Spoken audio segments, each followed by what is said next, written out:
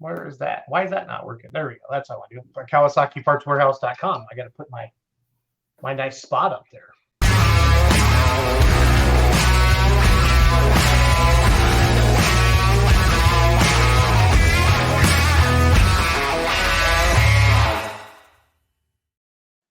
All right, everybody. Welcome to Let's Grow Pulling Live. It's Monday, October 2nd. Michael Eitel, Larry Richwine. I don't know if Charles and Ryan or anybody else is jumping on tonight. It's kind of a whoever shows up on our Monday night shows, but we're happy to have you here tonight. We're gonna go into Pro Stock Power Rankings tonight. That's my main thing tonight. I had last fall we had Shane Hunt and Wyatt Schulte and Charles Push kind of do some different power rankings here that I think that's kind of fun to do and really get you involved, the pulling fan or the puller that's watching this, and kind of do some back and forth and do different things like that. I do want to let's see, Wagler Fall Nationals was great last weekend. Thank you to everybody who tuned on to our live stream at beermoneypulling.tv. It was fun to be out there. It was our first time being at Wagler's. Shout out to Kevin F. Masterson. If you don't know what the F stands for, just ask him. He'll tell you. And that's my nickname for him. He won the Pro Stock Shootout. I think we had 5 or 6. I don't remember exactly. For those of you tuning in, please let me know. But he went 388. Pretty sure Justin Wagler was 366. I feel like Denny Brown was 361, or maybe one of the Wishmeyer tractors. I don't remember exactly for sure. So, but it was fun. So, went to Hillsdale, Michigan Friday night. That was region. Is that region 2 up there, Larry? Yes, it is. Yep. Okay. So, for everybody to know, I bought High Tech Redneck from Mike Beck. The dream of mine is to get my father down the track at Louisville on my pulling tractor. And I was told that it'd be really, really smart if my dad got to drive outdoors before we ever thought of even considering putting him on the seat in Louisville. So Mike Beck lives about an hour from Hillsdale, and he's been up there before. We took it up there. They have a little combo class at the end of the night. They wanted us to lower the drawbar because it's a component down 2 inches, and we said no. I wanted dad to drive it how it's going to be, set up when he drives it, either sometime next year in 2024. Hopefully we get into Louisville. I got my stuff printed out. I'm gonna get that sent in. For all you pullers, the deadline is October 16th for Louisville. So if you've been there in the past, or if you applied in the past, they send you a nice little envelope that looks like this. So you get this in the mail, and this is the same thing. Or you can just go to the website and you can print it off. So they take 6 diesel supers, right, Larry? They combo it up there, I feel. That is correct. Yes. Yep. So they combo it up there. But anyway, the dream of mine, I can't thank Mike and Sally Beck enough. If you don't know them, they're great people. They've been pulling a long time. They want to go back into drag racing. Owning the diesel super stock's a lot of work. I have no idea. I think I know what I'm getting into, but I probably don't, Larry and Mike. We're going to find out. But we're teaming up with, there we go, Wyatt Schulte. Thank you. Teaming up with Doug Meisinger. I bought a trailer today. Doug's got a toter, and then Doug's going to haul the tractors around, and he's going to wrench on them and do that. And then my dad will drive it as much as he can. I'll go to a few pulls with him, but I'm going to continue to focus on social media, helping promote Full Pull, and an Outlaw Pulling TV, and then let my dad drive the tractor. So I don't know if we're going to name it. I don't know, Larry, Mike. I kind of like High Tech Remedy. I want to leave something on there for Mike and Sally, but I definitely want to change it up a little bit, Mike. Wait, my wife has a name suggestion for you. I was sitting on the back porch after a long week on Friday night, enjoying an ice cold beer, and she says, "You're such a redneck. That's just the redneck remedy for everything, isn't it?"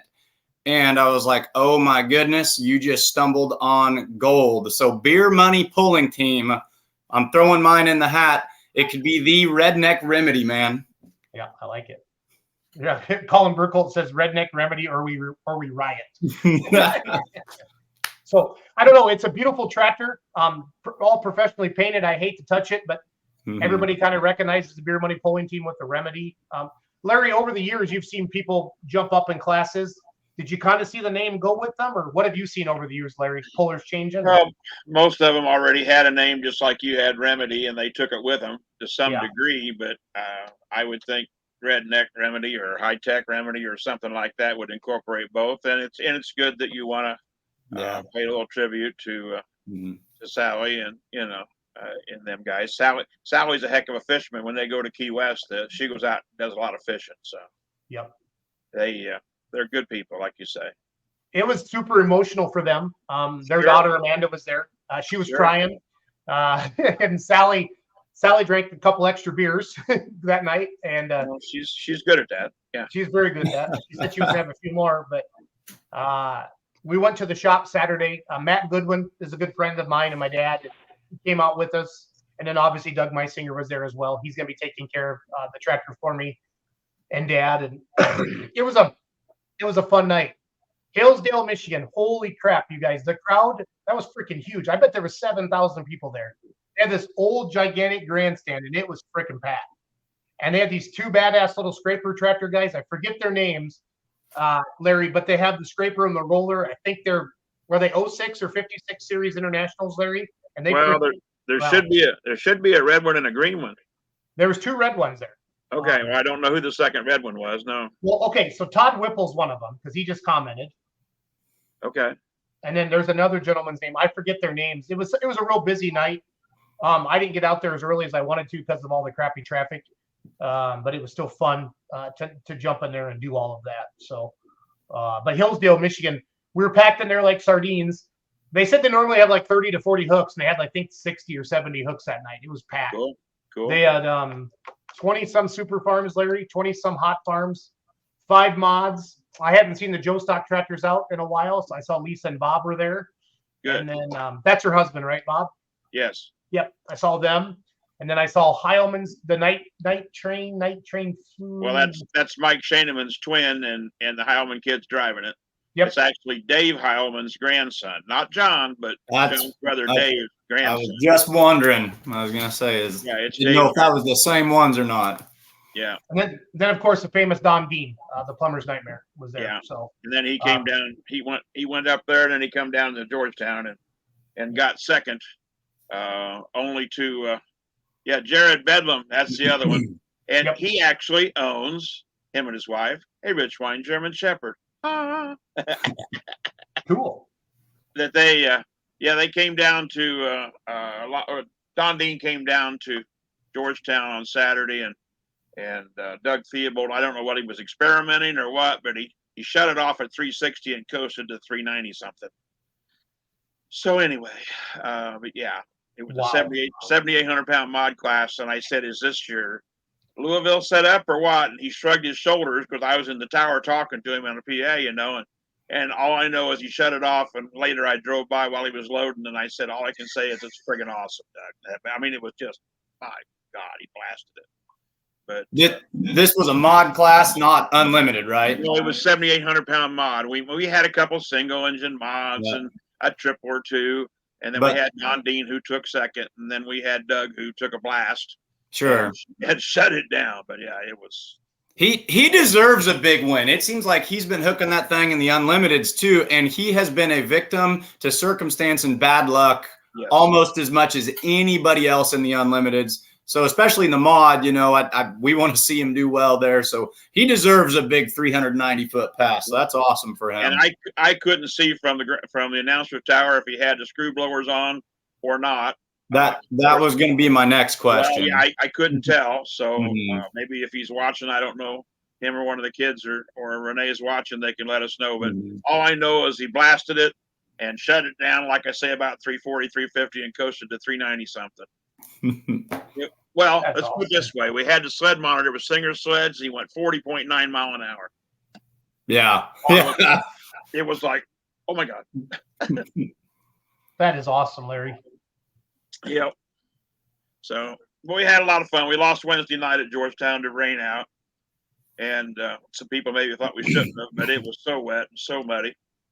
And so we didn't do it Wednesday night, but we did do Thursday, Friday, Saturday. So. Well, and I think, sometimes it's the fan needs to understand it's more than just the actual tractor, the actual pulling track. It's the pits, it's the haulers, it's everything like that. We experienced that at Chapel Hill a little bit this year. Mike, I know you were down there as well. Did you get down there this year, Mike? What's that? Were you in Chapel Hill this year? Oh yeah. Okay, I know Larry was there. Yeah, That's. I've got a big soft spot in my heart for Chapel Hill. I always build that pull up. That's probably about my favorite. Yeah, we were there this year. That's a good one. That's a really, really good one. I mean, Georgetown's all gravel and stone for the pit area, but getting on and off the track would have been a sloppy mess, and it wasn't worth it. And if we'd have prepared the track, we'd have had to start late because it rained most of the day. And they called it off about 1 p.m. But there was a few spectators that don't understand, but 90% of them did. So I do want to give a quick shout out. So Cat is Ohio. That's one of the polls we're promoting with our Beer Money Pulling Team promotional package. I'm going to put that up on the screen. And we are going to get into our Pro Stock power rankings. We want everybody to comment on that here in a few minutes, but we're going to kind of open up the show. But here is and Wyatt Schulte, those are the results from Wagler Fall Nationals this past weekend. And if you want to go back and watch that, you can buy the replay still at beermoneypulling.tv. I think it's $15. You can watch it as many times as you want there. I keep clicking on the wrong thing there, guys. Sorry. But here we go. So this Saturday, October 7th, Cat is Ohio. Updated class order and payout there. They have V8 tractors, cheater stock gas, pro stock trucks, classic super stock tractors, 2.6 smoothbore, 95 hot farm, 8,000 pound 3.0s, 12.5 farm stock, 12.5 farm stock, one with a mile per hour and one without a mile per hour. Semis, run what you brung trucks, and then super stock trucks as well. Again, this Saturday, October 7th, Cat is Ohio. It's the 8th annual Fall Smokeout. It looks like poll starts at 3 p.m. Gates open at 7 a.m. It's going to be a long, fun day of pulling there at the Harrison County Fairgrounds in So Cat is Ohio. cheater stock class, is that cheating is encouraged or cheaters will be caught? I have a couple questions, Well, we'll try to get the promoter to come on and they can knock Cheater that out. stock class. I mean, is that like we caught you, but you can run tonight? I mean, what is it? I love it. So I want to put a couple of things up on the screen and then we'll just get some comments. So the first one I have is this. So that's my screen locked up. Larry, you can't see that? No, I can only see. Oh my, yes. That was Thursday night. Traditionally, Wednesday night at Georgetown is tie-dye T-shirt night. And anyway, some of them on Wednesday night on Thursday night had tie-dye shirts on. So I told them that we would do it the next night. And it was a night late, but a lot of them did it. And then somebody brought me up a hat that looks moderately whatever. Anyway, and it had flashing lights on it, and you can't tell the lights are flashing, but let's just make this note. The lights were flashing and I wasn't, okay? That's all I'm going to say about that. But yeah, that's my first that's my first session that I did besides just the tie-dye shirt, but that was a candid photo of me working. That's it's beautiful, Larry. You're a beautiful man, Larry. Well, no, but thanks for not noticing. Yeah. I can't tell if it reminds me of a bingo caller or a Dallas Cowboys fan. Well, I have no opinion. I don't know. All I know is that it's in a very nice announcer's tower, air conditioned and heated. Yeah. And it's a beautiful facility. They built new bleachers 3-4 years ago, and they seat a little over 8,000, and we had standing room only on Friday and Saturday night, so we had a good show. Colin Burkholz was on our Badger State show here before Let's Grow Pulling. Says Larry wore that hat when he went to a screening of the Barbie movie. Well, I haven't seen the Barbie movie, and that hat was actually bought for me by a fan that was in the stands because I commented. I said, "Wow, it must be also flashing cowboy hat night." And all of a sudden, some little girl walked in with her dad and said, "We bought this for you." And I'm thinking, okay, thank you. So I had to put it on. You did the right thing, Larry. It's for the kids. Why break a little girl's heart? Holly 355 is watching on YouTube. Says Doug had the screws on, Larry. So there you go. Okay, well, it ran like it did. So it ran like a scalded dog. But he only had to, leave the throttle on till about, 340, 330, whatever. Larry, for the common fan, tell us what a screw blower is compared to a regular blower, if you will. Well, it's they came out. The first one that came out was wiffle blowers, but it actually takes it compresses more air with less RPM. It's a higher performance blower.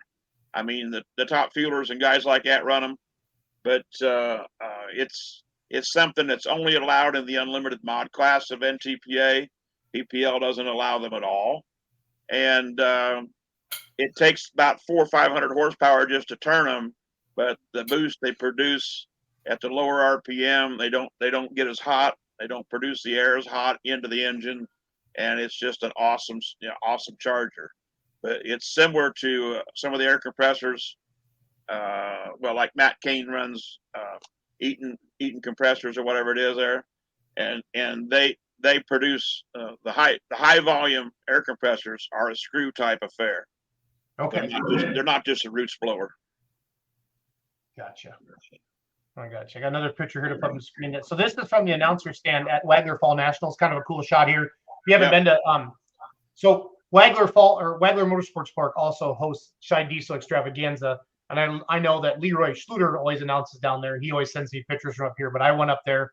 I think was it Doug Wishmeyer would have been announcing down there Saturday night with somebody else. I can't remember his name. But this is cool. This is some of the hot farms down here. The hot farms out there are 510 cubic inch, similar to like what I would consider the hot farms back here in Wisconsin where I live, but they run really, really good. They put on an awesome show. And Alice Chalmers won Elpers 210, really, really pretty one. I was down at the starting line with the wireless camera for BeerMoneyPulling.tv when they left the starting line there. So this is another one. In memory of so at Shipshewana at the Midwest Winter Nationals, Clint Tucker's pull, he sells these box seats, and the pullers get to put their names on there. I don't know if you guys can see that at the bottom, but whoever this puller, they signed up Big Nuts Pulling Team. So I wanted to give a shout out on Let's Grow Pulling to the Big Nuts Pulling Team, Larry and Mike. I thought that well, I guess he left out the word big lug nuts. Big lug nuts. Yeah. 3/4 inch. Yeah. And that's Shane Maston's Pumpkin Super Farm there in the background. I got to see them run Friday night up there in Michigan. Talk about super farms in Michigan, Larry. They come out of the woodwork. Holy cow, they were everywhere. Well, the primary origin of what's left of super farms, all the Grand National guys seem like they're from Michigan, with the exception of maybe one or two from Wisconsin. But no, the super farm class, when we put in the light pro and limited pro, the ones that were still in Michigan, I won't say that they're all from the same customer, same engine guy, but they seems to be the heart of super farm country is Michigan. Yeah, they run hard. Colin Burkholz, are the screw blowers illegal in Europe as well, Larry? I honestly do not know. I know there was talk about it, but I don't know what they wound up doing. Don't top fuel engines run low helix blowers? Can't use high helix or screw type because of horsepower levels. He is correct. Yes, we were alluding to the famous Ryan Salamine. Yeah, oh yeah. Well, I was alluding to him, but I didn't say it. Yeah, that's okay. Darren Bomber, got to see him. I got to see him in Michigan, and they snuck down to Lyons, Indiana as well. So that was good to see. Almost all of the guys that ran Super Farm Thursday night went up there for Friday night at Hillsboro. I know that Brian Carrington and those guys all did. So Darren Bomber would have been one of them. Yep. Or two of them. So back to the scrapers quick. Whipple and who was the other gentleman that has it? Let's see here. Through my notes here. Jared Badun. Is it Badun? How do I say this, Larry? I believe it's Badun. Okay. Doesn't Jim Miller have a similar type of setup to that as well? Like I feel like I've seen before. Jim Miller has one, and has had for many years. He claims to be the first one. He put his on a 4320 because it's a little bit longer wheelbase than a 4020 or whatever. Jim Shaindorf just acquired one. Dan Nearpass and his brother built one for Jim Shaindorf, and it's on a 4010. And so it pulls a roller as well. He's going to start building some tracks. So, but yeah, Jim Shaindorf's got one now too. I'm looking for some pictures so people know what we're talking about. Talking about that scraper. So the scraper's underneath. I know I took a picture because I wanted to show it. It's got a V blade under the belly of it. I can probably get Jim Shaindorf's. If you go to Jim Shaindorf's page, you can pull it up. It's a couple of days ago. He posted a page. No, I took a photo. I'm going to put it up here, and I got the crowd in the background too. I thought about this ahead of time, Larry and Mike. I really did. I promise. So. Again, if you're just joining us, it's Monday, October 2nd. Let's Grow Pulling Live. Tonight we got Mike Idle from Missouri with us. Joins us on Monday nights. The Larry Richwine. Everybody knows Larry. We don't even need to say where he's from. I don't know about the part, but yes, I'm Larry. Yeah. Well, I just like saying that because of that the Ohio State University thing. That's fun. So, Oh, well, I have nothing to do with the Ohio State University, I can assure you. I went to college twice. Okay. I went to Ball State, dropped off the oldest daughter, and there you go. And then I went to Ivy Tech in Indianapolis and dropped off the second daughter to become a nurse. She's the one that married Bud Gettinger, and Neil Gettinger and I share three things in life, and they're all grandchildren. That's awesome. But this is Hillsdale, Michigan. Friday night, you guys, is awesome. That grandstand runs the entire length of the track, so 300 feet. And they had two setups there so Jared and Ted, I think, had those, but that's awesome. That was fast. I mean, it kept everything moving really, really quick. So I think if I was thinking about doing something like this works, Larry. Don't you agree? Oh, I do agree. Yeah, it's a one tool does all. I mean, it scrapes it, it rolls it, it waters it. Some of them have the water bar on the front of the scraper. Some of them have them on the back of the roller. But yeah, it's one of those deals that it's once over and done. You know, it's like a tractor pulling a tillage tool and a planter all at once. You know, it gets things done. I found a picture of Jimmy's new rig. I'll send it to you. Oh, is it on his Facebook? I can find it too, Larry. Well, yeah, it's on Facebook. I did go to Jim Shaindorf's page, and it was posted 5 days ago. Okay, I'll find it. I've got it if you want me to send it to you. Oh, it'll be easier for me quicker just to find it. So. All right. Jason, was Hillsdale a single track or is it a double track? Single track. Yep. So I was trying to convince you in Chapel Hill that when they're done right and when they run them quick, a single track can almost be better. Have you converted to the single tracks yet? Oh yeah, as long as you keep it moving fast, that's all I care about. That's all that I care about. But I definitely agree with you, sir. I'm in love with Chapel Hill after being there. It's legit. Single tracks when done right can make for an awesome experience. Well, and if you talk to a promoter, all a double track does, it doesn't mean you can get twice as many people there. It just means sometimes it's costs, makes your show go up twice as much.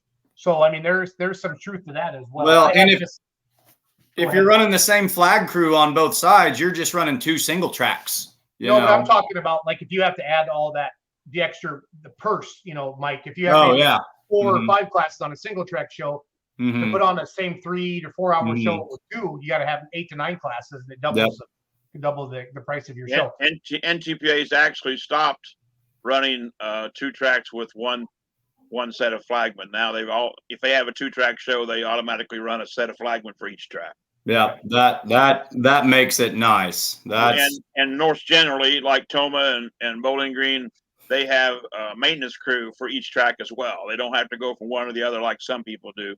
And all that does is make it easier for an event manager to both tracks are ready, send them, which looks like a drag race, which I've caught a lot of hell for in my day. But God, the crowd loves it. Yeah, they go crazy. This is Jim Shaindorf's new rig. That's Jim's new setup. It's a 40-10, and Dan Nearpass and his brother built the belly blade for him. But yeah, it works. It works. It does. And then, I know, and I've talked about this in the past too, but like we got to keep shows moving. We got to have quicker in between hooks at no matter what level of pulling. Right. And one way to do that too is like and I know you get donations a lot of times from local dealers. Don't get the biggest tractor. Don't get big front wheel assist tractors. They can't turn.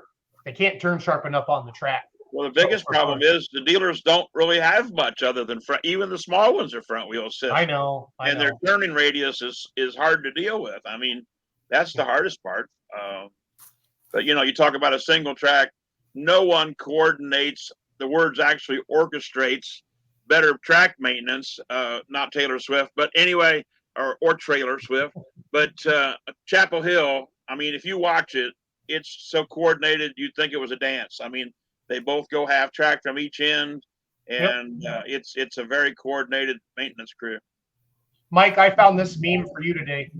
So you do know that the Chiefs play the Packers during Let's Go Grow Pulling next Monday night, right? So you know that they're going to destroy the Packers, right? Wait a minute. Are you guys talking about that foosball game? Yeah. The football? I live 20 minutes from Lucas Oil Stadium. I've been in there 3 times, and none of it was for a ball game. So there's one more thing I want to say about a single track and shows moving quickly. This is something I've noticed as a fan, and it seems like at first it was a pride thing, and then it was an encouraged thing, and now it's something you see all over the place. Vehicles driving off under their own power at the end of a hook.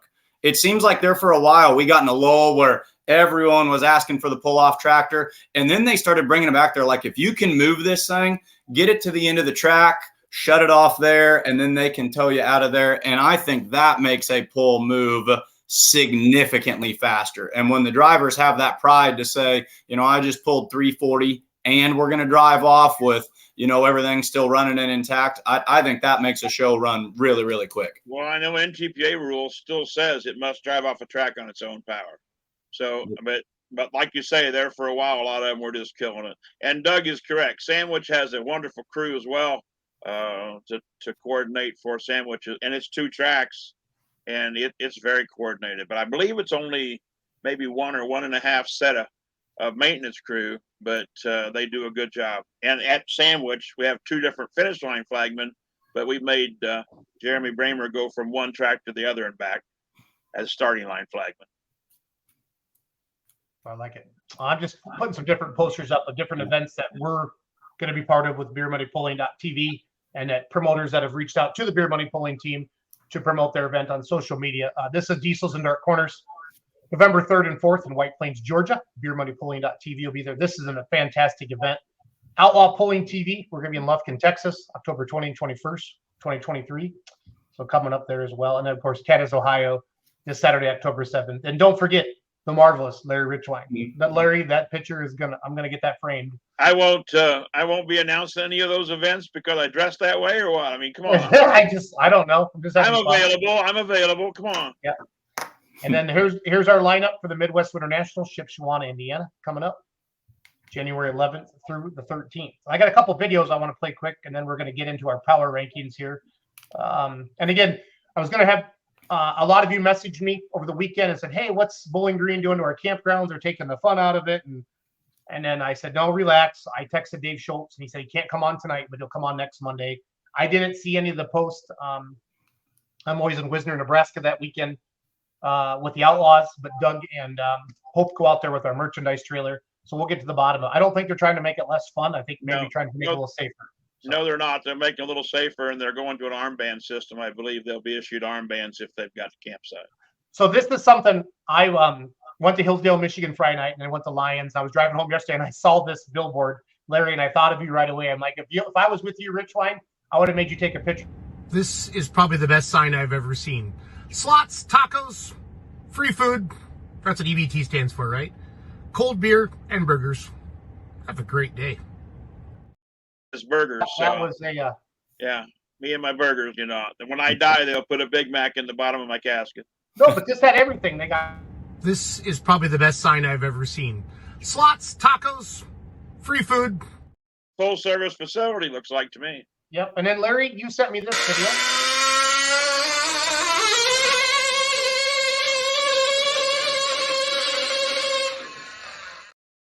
Yeah, that was the National Micro Mini tabletop version. That was the 45th or 6th year they've done it there at the Brown County Fair. And a good friend of mine, Butch Watson, he's going to retire from it, but he's been pulling since 1974 and has been past president of that group and stuff.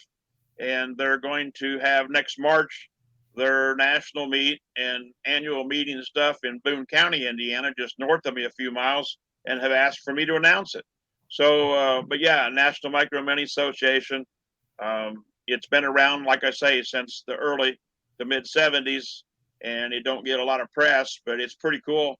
And I was over there for a while, and I enjoyed it. And they always invite me to come over, and I didn't go over for several years, and then I started going over, and heck, it's pretty awesome. If my grandson lived closer, I'm pretty sure he'd probably have one.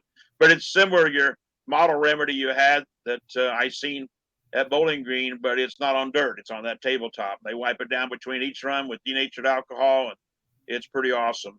That 6-pound tractor was pulling like 190 pounds, 200 pounds plus the sled. I'm gonna show it one more time. Yeah.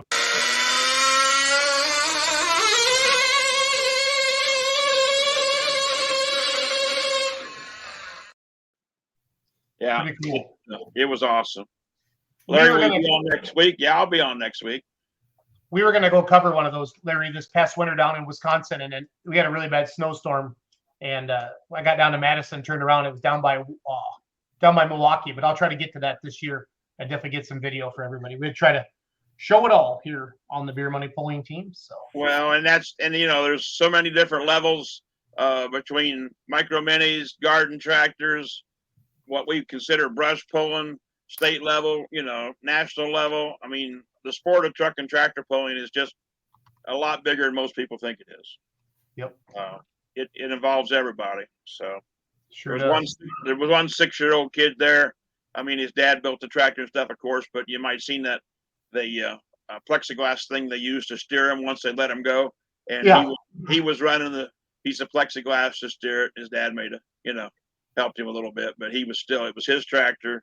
And I forget what place he got, but he did well. That is awesome. That is Yes, awesome. it is. So before we dive into the Pro Stock Power Rankings, Mike or Larry, anything else that we've missed so far that we wanted to talk about? No, I talked about my weekend, and like I say, it's I'm just here because I got Diet Coke in my glass, and I'm ready to visit. Congratulations to fellow Nemo, Northeast Missouri guy, Jason Wayman, pulling the Megatron all the way out there to Georgetown. I know he doesn't typically go that far east. He's just going to go hang out because pulling's growing and people are jumping from spot to spot. And he said, I'll be darned if he didn't win the doggone thing. So yeah, he had a great run. Yes. Mhm. Yeah, and then Saturday night he came to Lions and he tried the right side of the track with 33 diesel trucks in the class. Larry, it was one of those hero or zero moves, and it ended up being he ended up going from a 4-wheel drive to a 2-wheel drive. So Well, Charles Posch got a really good picture of it. He's posted on Jason's Facebook page there. So let's get into this. As we talk about pumpkin spice drinks, good or bad. Larry, pumpkin spice, yay or nay? Well, no. No. Even if they made pumpkin spice Diet Coke, it would be no. No. I work at a pumpkin patch on the weekends, so when I'm narrating the hayride, I always find the most trendy, basic young lady and incorporate a pumpkin spice joke at their expense. Never tried one. I'm a straight black coffee drinker. Areas in Indiana have weed whacker truck and tractor pulls. Yeah, so they put weed eater motors on them, right, Larry? I've seen those. I've never witnessed one, but I've heard about them. Yes. Oh, and I also got to meet Randy Proctor for the first time. He's always commenting on our shows. I got to meet him. Yeah. He's an interesting fellow. We had a lot to talk about. He was a good guy. And then Bob Bates, a local firefighter. Right. He shot some video for me so I can hang out with Dad and the tractor.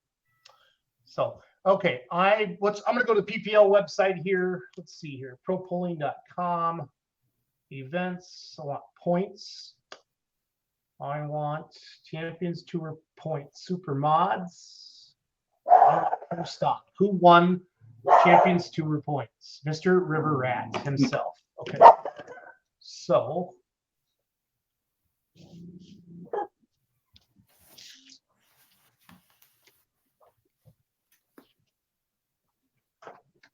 Don would be proud of both those tractors, 1 and 2.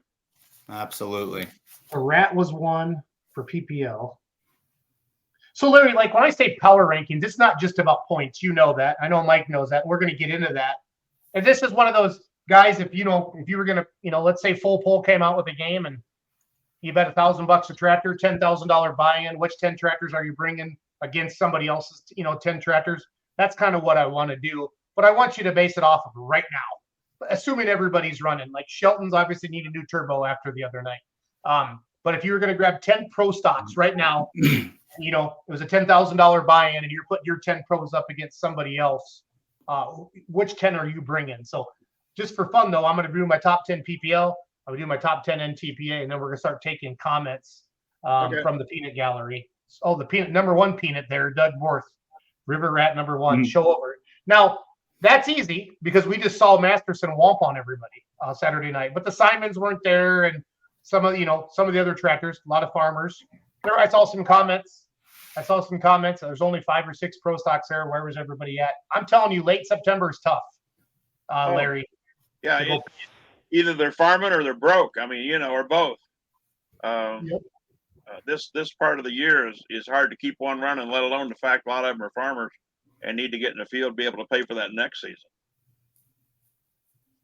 I got to see Justin Wagler's tractor. He finished 5th in the Pro Champions Tour points. I didn't get to see him much this summer. So No. I got very familiar with the 5.0 Pro Stock class with Outlaw TV this summer, but I didn't get to see as many of the big pros as I do. I snuck in a 5.0 on my honorable mention side. So, in case Kurt or Ron or anybody influential out there is watching, I do have an Outlaw on my list. Well, we're talking big pros night. Again, shout out to Wyatt Schulte and Charles Posch and Shane Hunt, who did this last year. I had called those guys and said, hey, let's do some power ranking shows. And they did these last fall, and I'm super grateful for them for doing that. And I see Shane and Wyatt are doing a show. I think, did somebody say Sunday nights now, or did Doug tell me Wednesday nights? And then Charles brought back Sidetracked. And hey, guys, more shows the better. Get them done. Let's keep talking about the great sport of truck and tractor pulling. I love it. 1, 2, 3, 4, 5, 6, 7, 8. Never giving up. Larry, did you ever pull at Louisville over your years? Yes, would have been 1979. That would have been a mini? No. That would have been a single engine mod. Okay. In the light mod class. Gotcha. Nobody remembers it but me, but I was there. That's fine. You wouldn't lie to me. I also pulled the Pontiac Silverdome with 2 Rodaks. And I pulled in the Hoosier Dome for exhibition deal with the jet powered pickup truck I had. So yeah, I bet nothing's as prestigious as Louisville. And I went once. Wyatt Schulte, us, Simons, and Round were all in the field this past weekend. Who's us? Schulte, do you have a pro stock? Simons and Round. Us, Simons, and Round. Yeah, everybody's in the field. Who's the us, Wyatt? Justin Van Valkenburg. Wednesday nights very soon for Shane. Yeah, I think they call that Motorsports Almanac. Doug Borth says Farm Show, Truck Show, Toma. Farm Show, Truck Show, Toma. National Farm Machinery Show, Mack Trailer Winter Nationals, and Budweiser Dairyland Super Nationals. So he's talking about big wins for the Rat? Yep. That's okay. So I got my PPL. So top 10 PPL: Rat, Tinker, Green with Envy, Real Deer Pro, Revelation Pro, Rolling Stone. That thing's a flame throwing beast, Larry and Mike. Yeah, We saw that Saturday night. It ran down. He ran down at Georgetown as well. We didn't get all of our video process from yesterday yet, but Mackenzie said we got a lot of good video. And again, well, we were streaming it, so we had a lot of good video. Billet Binder, Never Given Up, Young Blood, top 10 in PPL. Let's go to the NTPA website that caused so much stress for a couple of you people over the last month. I mean, you talk about humans don't like change. All I can say is, oh my God. Oh my God! Why they chose to change it when they did, I don't know. But all I know is that sure caused controversy.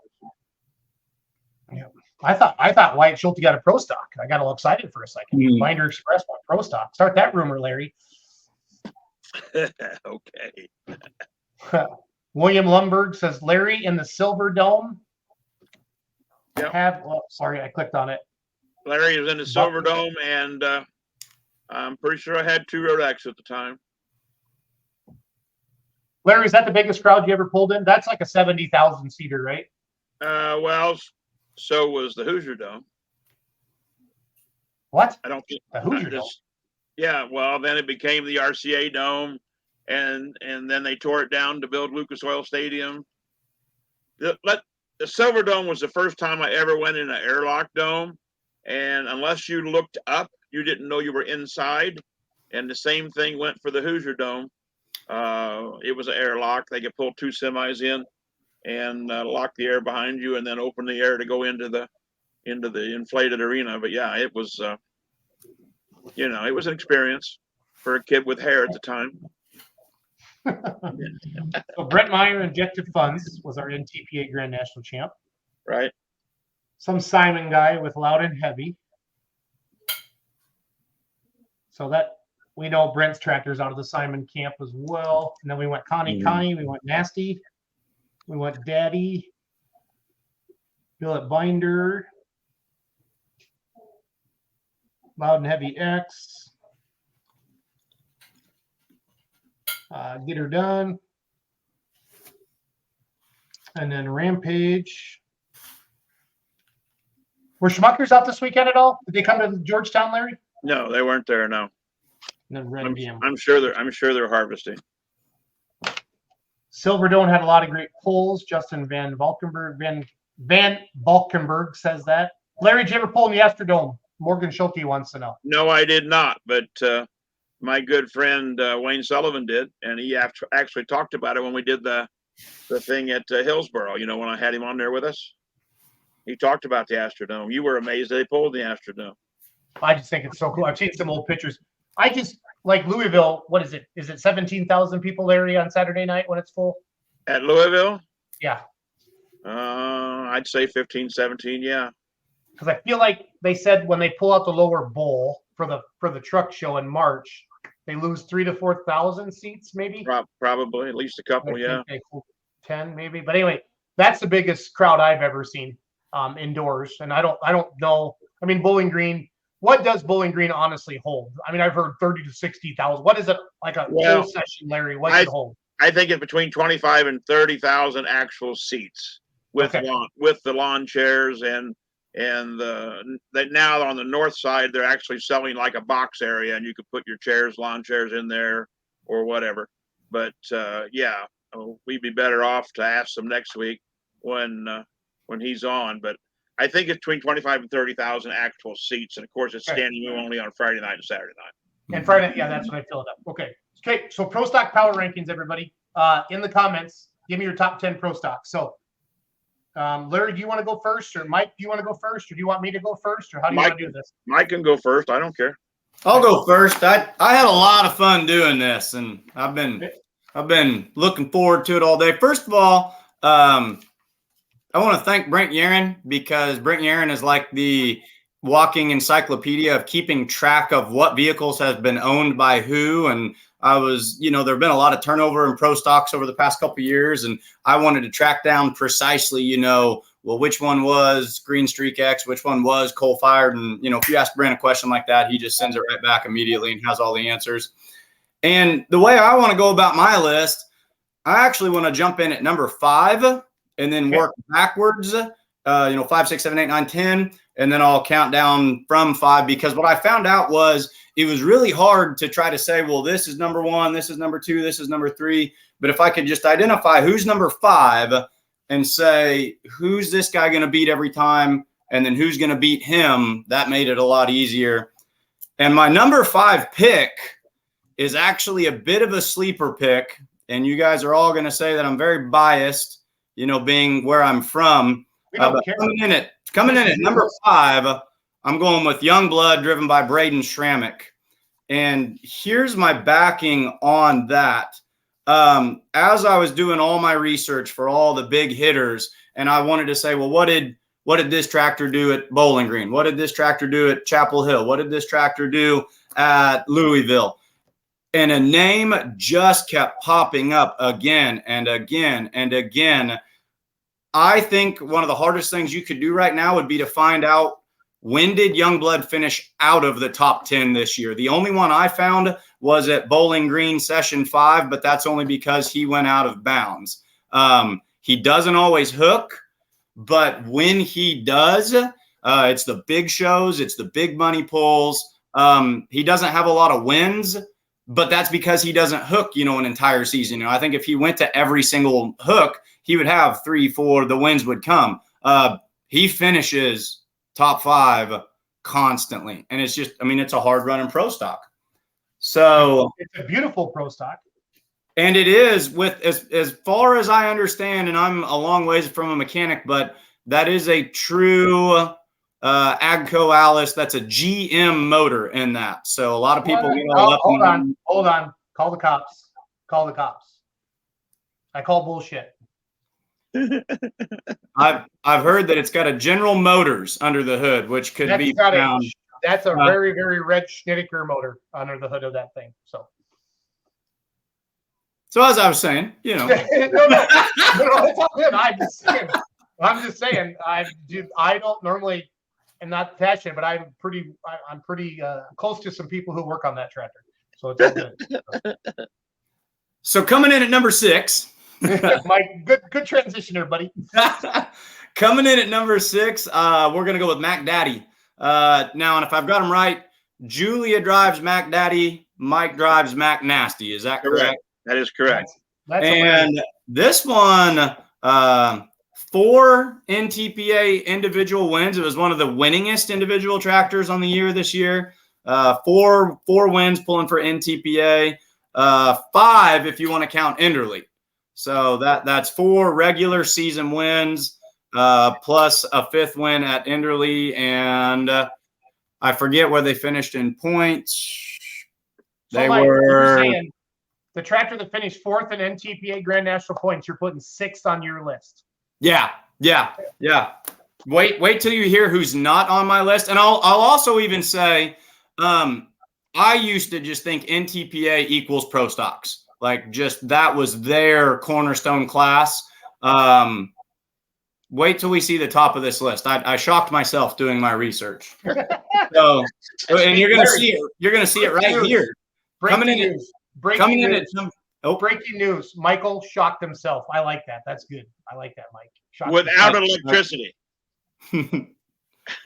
Well, I'll tell you this. I just, in my gut opinion, I started making this list out on the mower, and I was like, well, Rob Russell's number 2.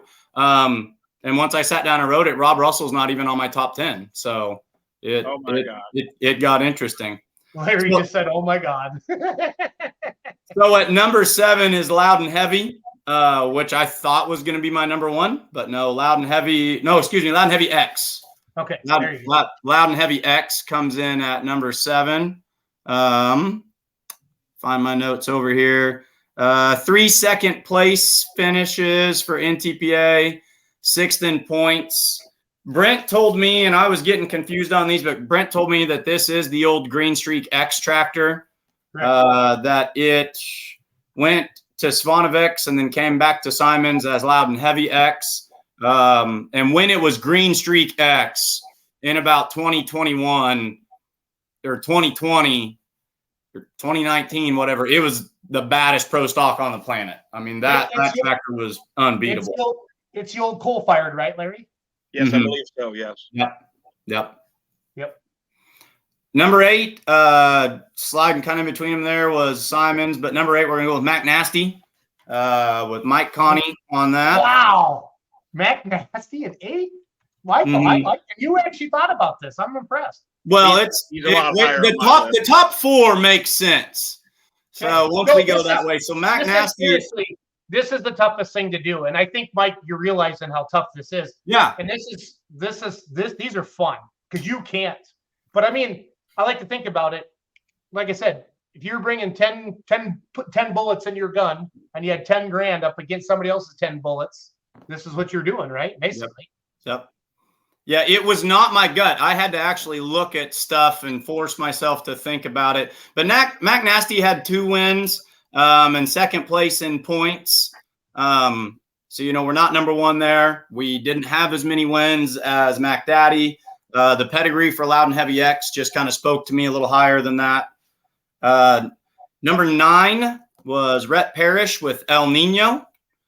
3rd in PPL points with 1 PPL win, and he won at the Pullers Championship one of the nights, if my research is correct.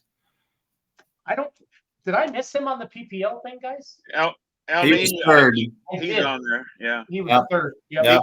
He definitely gets best appearing or best in show under the hood. I mean, everything under the hood is polished. I don't know how many hours Colin polished when they built it, but my gosh. Can we just rank intercoolers? World's coolest intercooler. Yes, we can have a full show just on intercoolers. I want to do a full show on just helmets. That's for sure. So I definitely do that.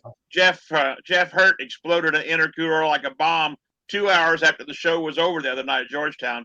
I thought somebody had set off a mortar for fireworks, and it was Jeff Hurt's intercooler. He went to start it, and it went boom to load it. So he let it sit there and burn a while, and then he loaded it later after the fire went out. That's pretty much all I got to say about that. But yeah. Yeah, this, if you guys haven't seen it, and it's an MX like 9,000. It's massive. The sheet metal on this thing is, just marks it as a huge tractor, which It's awesome. is just cool. But he backs it. It's not just pretty. It's not just a show tractor. It runs as good as it looks. I agree. Yeah. And then number 10, and I hated splitting these guys up, but I only put one on the list. Number 10, I went with Kevin Schmucker's Rampage. He got second at the National Farm Machinery Show Saturday night. He finished 8th in NTPA points. I kind of looked at points, but I really looked at where'd you do at the big shows. What'd you do at National Farm Machinery Show? What'd you do at Mac Trailer Winter Nationals? What'd you do at the 3 Super Nationals? What'd you do at Hillsboro for PPL? I like how you broke that down, Mike. Because it's more than just points. Points means you made the hooks, right, Larry? And you were consistent. Doesn't mean I've seen points champions that only had 1 or 2 firsts all year, but they were in that top 3, that top 5, and they were there. This is power rankings, not consistency championships. This is, so you had to really look at, identify your big ones, look for your repeat offenders. So now we have to move forward. So we had Youngblood at 5, which is a gutsy pick, but the Show Me State, we gotta have him in there. But he's consistent, and I'm telling you, if he ran a front to back schedule, there between 2006 and 2012, he was the world of pulling there for a while. So we're looking for 4 tractors that pound for pound are going to be above that. So number 4 moving forward, Loud and Heavy, driven by the Simons. If you're betting and you're betting against them, you're silly. I'm trying to find my notes because my notes are out of order. Loud and Heavy. No, that's Loud and Heavy X. Loud and Heavy, 2 NTPA wins. Bowling Green Session 5. It's Saturday night in Bowling Green. That's a famous call. And if you win under those lights, that counts. And he won the other session at the Pullers Championship. It was also fun. He put a huge run. I think Brandon put a huge run down at Chapel Hill, and RJ got so excited he was jumping up and down. And it's worth ranking him very high just to bring back the memories of watching RJ Simon jump. Yes, that's RJ does not jump high. But both feet were in the air, man. That was fun to see. I'm actually I need video of RJ. If anybody's watching has RJ, I'm going to put that into Google right now. Hold on. RJ Simon. You said RJ Simon jumping at Chapel Hill? Chapel Hill, yeah. I love RJ. This is fun. Brandon. Be careful when Mount Simon cliff jumping. That's the first thing on the Google. They have been doing this for years. I want to see Brandon Simon jump off one of those floaty, where they jump into those big things. They launch the other guy in the air into the pond. I want to see. Well, the blob or whatever, the blurb. Yeah, I think we should do that. I bet Simons have a pond in one of those farms out there. We could do that. But all right, back to the show. Number 3. Sure. Number 3, and then this one only makes sense. So if you're sticking with that Simon theme and you're kind of keeping track of what tractor is what, I even had to put Loud and Loaded in my notes. But this is Injected Funds, driven by Brent. This was your NTPA points championship champion. 3 NTPA wins. And like I said, NTPA, I used to just say NTPA equals Pro Stocks, and he won at Bowling Green. So, that body of work speaks for itself. Yes, it does. Which leaves 2 spots, number 2 and number 1. And I just feel like there's a town somewhere in Indiana that's just carved out perfectly to fit that bill. What do they call themselves? The Grandview Gangsters? Yeah. Yeah. I don't think they call themselves that. I think they were given that name. Yep. They've been dubbed. Yeah. So at number 2, Tinker Toy, he gets second in PPL points, 4 PPL wins, including a sweep at Hillsboro. He won both nights. And then if you wanted to be real, you could say, well, what did he do elsewhere? Well, he showed up at a super national pull. He went to Chapel Hill and pulled with NTPA, and he won there too. So in addition to finishing second points with 4 wins there, He comes over, he gets his super national win. To me, that speaks for itself. And old Doug pulled the punchline right away. And I imagine anybody who's been watching polling this year, River Rat, and we love everything about it. You know, River Rat's got 3 PPL wins. He's a points champion. He won it. He hooked 3 times in a row to start the season. So his season started National Farm Machinery Show, overall winner. Then we go to the Mack Trailer Winter Nationals, overall winner. Then we come up to Tomah, Wisconsin for like the first time in 20 years, wins there on Friday night. Saturday night got rained out. So there's his super national win. There's his Louisville win. There's his points championship win. Oh yeah. And then he won at Wagler by, a lot. So that's how they rank. So 1 to 10, River Rat 1, Tinker Toy 2, injected funds. My dad calls that tractor infected funds. Number 4, Loud and Heavy. Number 5, Youngblood. 6, Mac Daddy. 7, Loud and Heavy X. 8, Mac Nasty. 9, El Nino. 10, Rampage. Honorable mentions are Get Her Done, Workhorse, and Bulletproof Buck for slapping that big turbo on there after having a session win at Louisville and continuing with his good year. But River Rat was. No. Did you get any state tractors?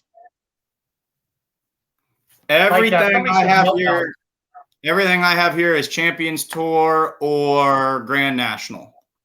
Okay, and you really went after like signature wins, right? That was really what drove you, Mike. I feel, yeah. Show me what you did on the biggest stage. Or I guess the other thing was, if you're not winning, are we having volume wins? Are we 4 wins on the year? That speaks big. Did we win or perform really well at National Farm Machinery Show, Hillsboro, Bowling Green, places like that? Or was your name just showing up if I'm researching what the Simons did, and every time, oh, there's Schrammick 3rd, there's Schrammick 5th, there's Schrammick 6th, there's Schrammick 2nd, that was kind of what drove mine. You could drop these 10 guys in a poll, and each of them's going to win once in a 10-session show. So Brett Shorefighty says solid top 10. Rick Crumreich, he is the crew chief, isn't he, of the Bunnage machine? Wait for the Hartman next year. Okay, so Hartman's bought Meltdown from Schnittker's, right? Yes. So Rick is calling it out to everybody right now. The Hartmans are going to be tough with the DNR setup.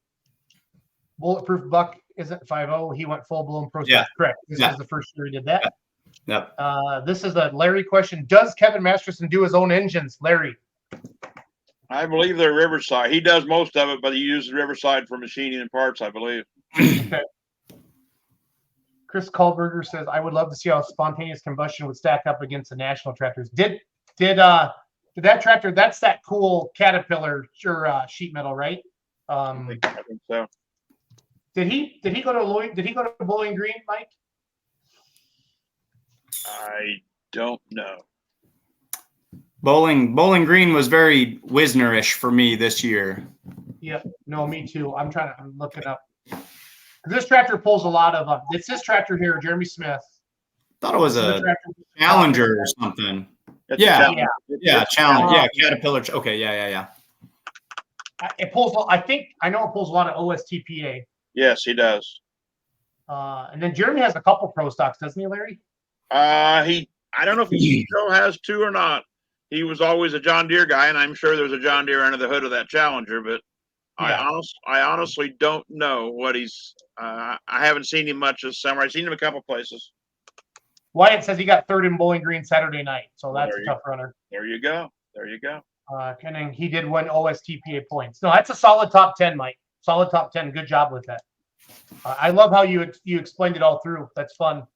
And there's it would be fun to truly do this. So my gut opinion would have been Loud and Heavy X number 1 and Workhorse number 2. But once I got looking at it, also if and this is all due respect everywhere, I just think this guy's an amazing driver. When Carlton Cope drives any of those Mack tractors, yeah.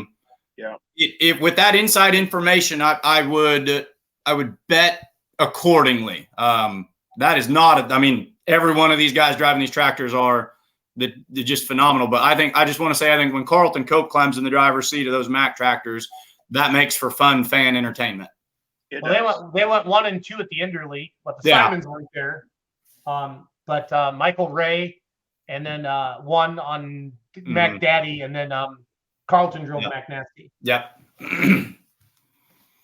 Just finding some pictures here of Jeremy's Pro Stock.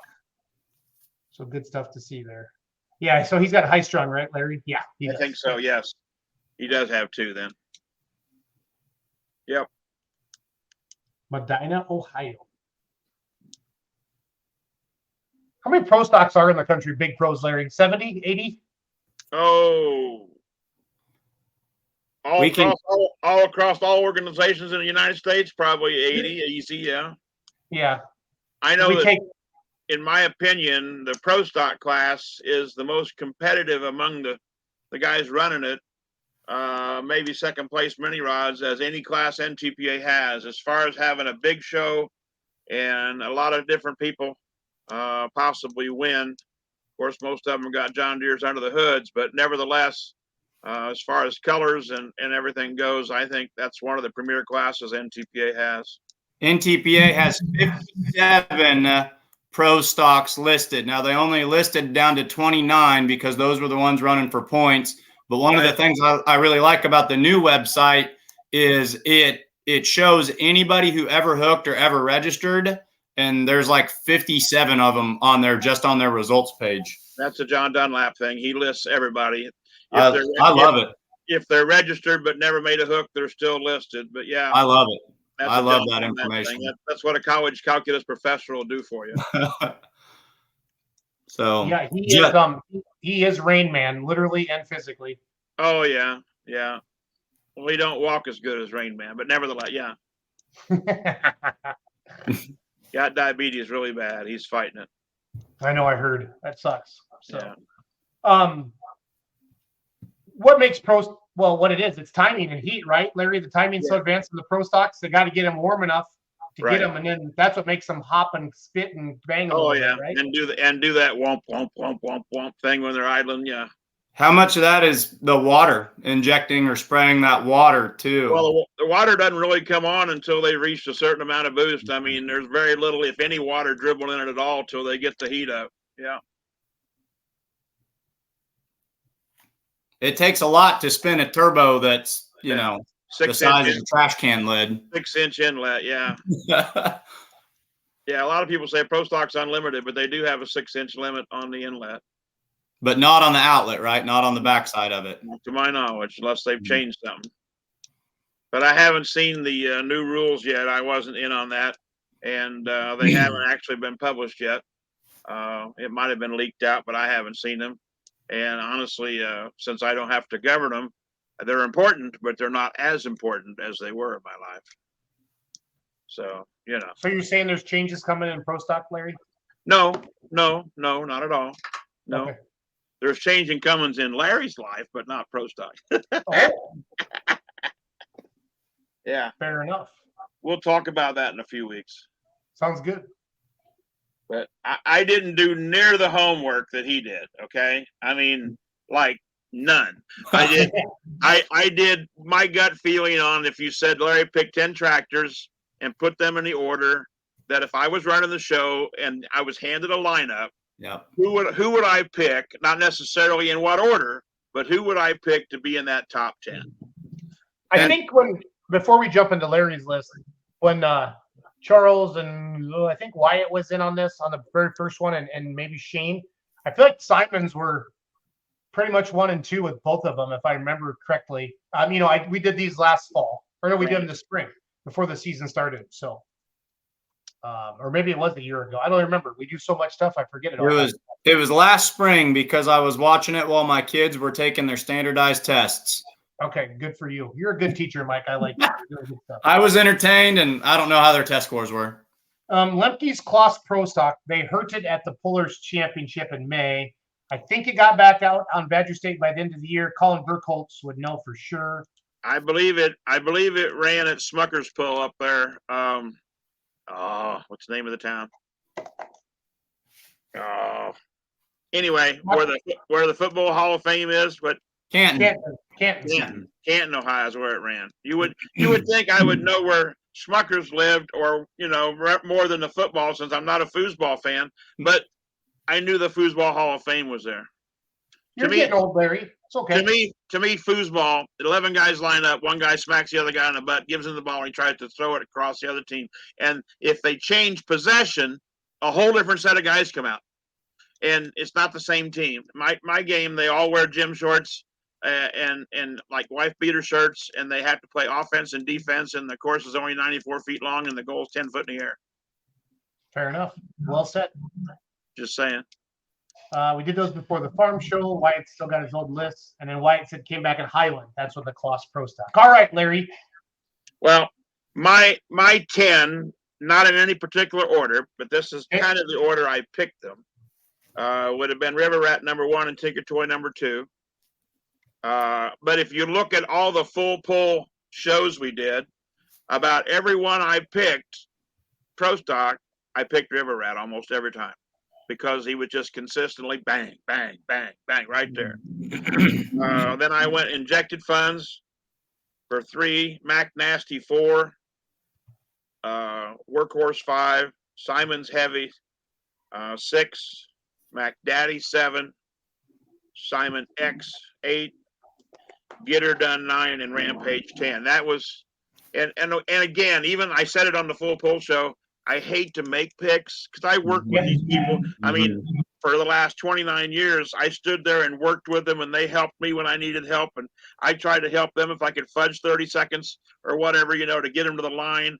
And I hate to pick, but if I had to pick top 10 that I feel will finish out of any lineup ever given, that's the 10.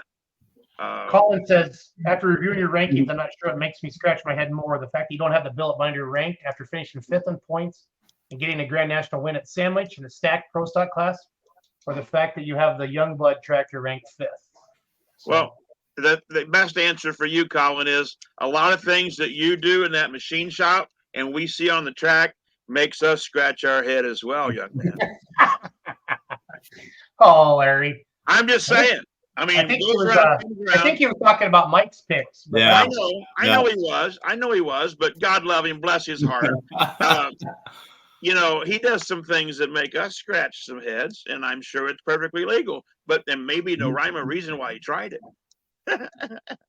Colin's like a mad scientist, I think. Yes, he is.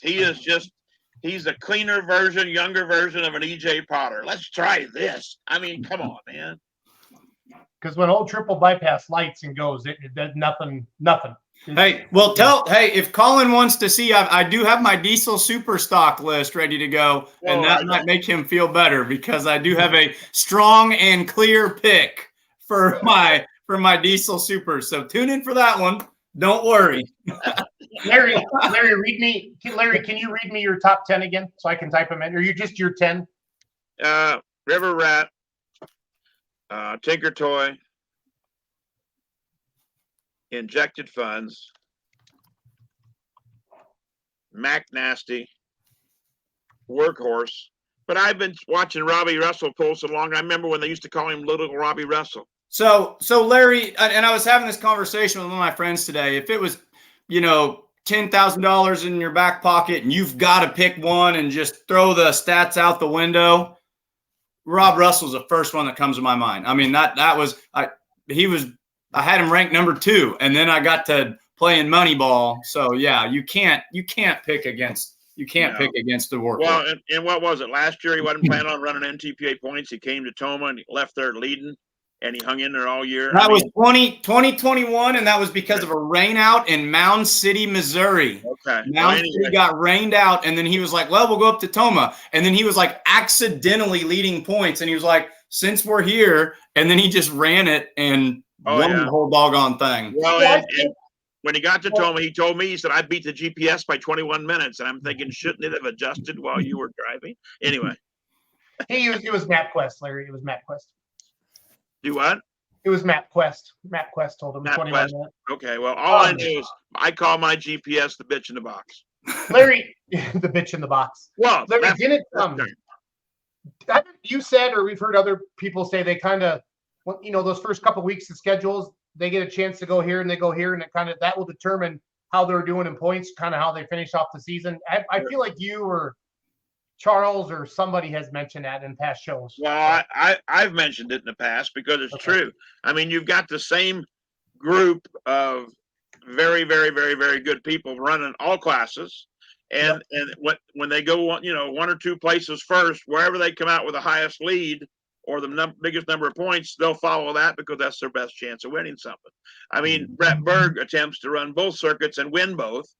But other than that, no one actually at the start of the summer, in my mind, I mean, there's a few true blue only NTPA guys and a few true blue only PPL guys. But the bottom line is wherever they're doing the best is the best place they follow, I think. Yeah. Well, and I think COVID played into that too, where then it kind of turned into we're going to hook where we can hook. And then, well, we haven't been to this track in a long time. And well, we better not take it for granted. And I like it when we see, people that we identify as a PPL tractor, but oh man, they're at Toma, or wow, they showed up in Macon, Missouri or whatever. We saw the Cobbs out of Georgia showed up in Macon, Missouri a couple of years ago pulling 4-wheel drives. Yeah, I mean, and a lot of people think the pullers just go somewhere, and don't care. Just this past weekend at Georgetown in the heavy super, we only had 5, but we had Jeff Hurt, we had Gettinger's tractor, and I can't tell you who the rest of them were. Anyway, there was only 5 there, and so Gettinger's, of course, Neil and I share grandchildren. So I says, "What the heck you guys doing down here?" And they had come down there in the past, but it had been a couple years. Mm-hmm. And Neil said, "Well, we decided with everybody broke like they are, we better show up and support it because we don't want them to drop the class." So that just showed, and Jeff said the same thing, Hurt, that just goes to show you they're conscientious and realize that if it doesn't get supported, the next year it might get run, it might not. So that tells you right there that they do keep track of who's running what classes where. But that was my top 5. You want me to finish them, do you, so you can type them in there? Yeah, hold on. So I got Larry. I type these in again. And if we miss it, I love to see Collins watching. That's awesome. Fun to see that. I don't know what Collins got to do, but evidently he watches us faithfully. I know Tyler Slaw and a bunch of other ones do too. Stevie Singer runs the Sled Singer Brothers. He goes, "I'll be watching. Are you going to wear your tie-dye shirt and hat on camera?" And I said, "If I don't, I will at least send a photo to Jason." I took a sniff of the tie-dye shirt. I mean, I just got home yesterday, and I thought, no, I'm not wearing that tonight. Not that we got smell-o-vision. Anyway, number 6, I've got Simon's Heavy. 7, I've got Mac Daddy. 8, I've got Simon's X. 9, I've got Yetter Done. And 10, I've got Rampage. Okay. And like I say, that wasn't really the order. That was just picking what I considered out of a lineup of, say, 40 tractors that I would get at Bowling Green or 50 tractors. To me, that was the top 10 that I would count on being if we had a pull-off in the pull-off. Hey, Larry, eight of our 10 picks were the same. Oh, really? Yep, eight of them were the same, and I had Get Her Done and Workhorse as what would have been 11 and 12 off yours. So yeah, we were pretty close. Well, if I had to go 11 and 12, I'd probably put Tim Kaine in there at 11 because no one's got a true international pro stock that runs any harder. I mean, I'll see when they leave the line when I'm standing down there. Some of the big tacks has got the display, and nobody leaves the line harder and a tail twisted tighter than Tim Kaine. I mean, that's just it. But 11 would have been Tim Kaine for sure. So Tim Kaine's one of the best things for the sports of pulling because despite the fact that it's been a while since he's got that number 1 spot, he shows up, it hooks, it doesn't break, it hooks hard and mean. He's a nice guy. We've talked to him till late in the morning. He is great for the sport of pulling. And I love what he does for the pro stock class. Him and Donna both. I mean, they are the reason, mostly Donna, that the pro stocks got put into Enderley Pull-Off. She campaigned to Kent 3 or 4 years before Kent said, "Well, what kind of parts did you buy of mine?" That's back when Joan had already passed, but I mean, Jones one started that thinking, what can we do to reward the people that buy our parts? And that's, as she came up with that, similar to Big Bud Shootout. And when it first started, it was only people that had parts, those classes, mostly alcohol, V8s, that ran their parts. And then they found out barrel valves, shut-off valves, a lot of other stuff that they didn't realize the diesel class was using too. But Donna campaigned for 2 or 3 years for Kent to include them. And then he finally did and said that was a good choice. I'm glad she bugged me about it. Yeah, I had no idea they weren't in there until I kind of learned some history of the Inderley, Larry, when I was at it this year. So yeah. Good to Well, if see I've that. got nothing else, especially bad lighting, I do know history, right or wrong. You haven't plugged your light in yet, Larry? I got you. Well, actually, here's the deal. Last Monday night was demo derby night at the Brown County Fair. And of course, I got there Sunday or before and helped set up some stuff. And I went to my camper and I had your ring light clamped to my table, and I was in my electric recliner in my camper with my dog that went with me, which she's here behind me on the floor right now. Maze, the little black German Shepherd. And I pulled it up, and all of a sudden the internet went. I had no internet, and so I couldn't do it. That's when I told you I wasn't going to be on because of doing the demo. But once everybody got in the stands, I mean, we seat like 8,000 people, and they had pretty good standing room only crowds too for the demo derby on Monday and Tuesday night at the fair. Once everybody turned their phone on, they sucked all the internet and cell phone signal out of the sky, and I didn't have it. That's how it was in Hillsdale, Larry, Friday night. It was terrible. We couldn't get, I mean, no matter what cell phone service we had, couldn't get anybody out of there. And I had a lot of people texting me and calling me to see how Dad was going to do. We didn't pull till 11:30. We pulled at the end of that combo class for an exhibition. So, yep. They didn't, yeah. And my phone actually went into SOS mode. That's how little service, and it did it every night in the nights other than Wednesday when it rained it out. But I mean, yeah, it was very bad. And Bob Neal and I attend every morning a safety meeting with the state, local, and county police, as well as a couple other safety directors there at the Brown County Fairgrounds every morning, 10 a.m. And they were complaining too. And dispatch, they were using radios only. They couldn't sign on and do anything. But they're going to put more cell towers, brings more cell towers in and stuff for next year, hopefully down there. But it was a wasteland as soon as everybody attended. Yeah. And I think that's what again happened at Bowling Green this year too. We couldn't even use our credit card machines at the beer money booth. Right. Because of all that. So on the screen, Hub City, Wisconsin Diesel Truck Challenge, Dirt Drags. They do a dyno challenge. I think it's $8,000 to win it. That's coming up Saturday, cool. October 14th. That's just 7 miles north of where I live. So for all you Toma, Hillsboro people, it's in that neck of the woods. That's where Richland Center is. And then Larry, Justin Van Valkenburg sent me this. Yeah, Redman TNT All-American Pulling Series. He said this is the jacket from 77. Does that seem right, Larry? I don't see nothing different. Pit Pass jacket from Houston and 87 Astrodome. Pit Pass jacket. What's that mean, a Pit Pass jacket? In 87? Yeah. Well, I would have thought more in the 70s, but I know it was part of the Redman series, TNT, yeah. When did they kill all the tobacco advertising? Well, we had Copenhagen Skull, of course, NTPA did. And then they cut down real hard on cigarettes, and of course Copenhagen Skull and all those guys were owned big conglomerates, but yep. they trimmed it back, and I can't really tell you the year. I'm sure somebody can hear it. Look up whenever the Winston Cup, look up whenever NASCAR switched from Winston Cup to whatever, it became illegal. It was like a law. Right. It was illegal to advertise tobacco products. Right. So, it was a Copenhagen Skull, NTPA, and then NASCAR was the Winston Cup. So whenever Winston Cup stopped being Winston Cup, it would have been 96, 94, mid-90s. I'm hearing reliving the end of era, the last Winston Cup season would be 2003. That may be. This is another one of those historian questions that goes beyond. It's 2000, Mike. It's 2003, according to the Google. But is that the final year they sponsored that Copenhagen and Skull sponsored NTPA? I don't know. It was in that time frame. Sure. I know we had the green and white shirts that Copenhagen Skull had actually bought for all of us. Heck, North Carolina even had Copenhagen Skull pants they wore, because that's where they came from. And it put a quietus to it real quick. And that's when we developed the, if you could tell what the first year was, they had the Hard Charger Award, NTPA banquet. Would have been the year before that's when all this happened, because Copenhagen Skull said we still want to be involved, do something.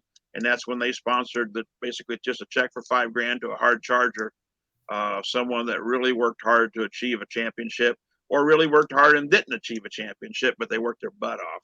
And that Hard Chargers Award is still going on now, but they're the ones that originally thought of it and told Mr. Schreier we want to do something. That's how it was developed. Do they still back that award? No, WPI puts that money up, but yeah, the tobacco company has nothing to do with it anymore.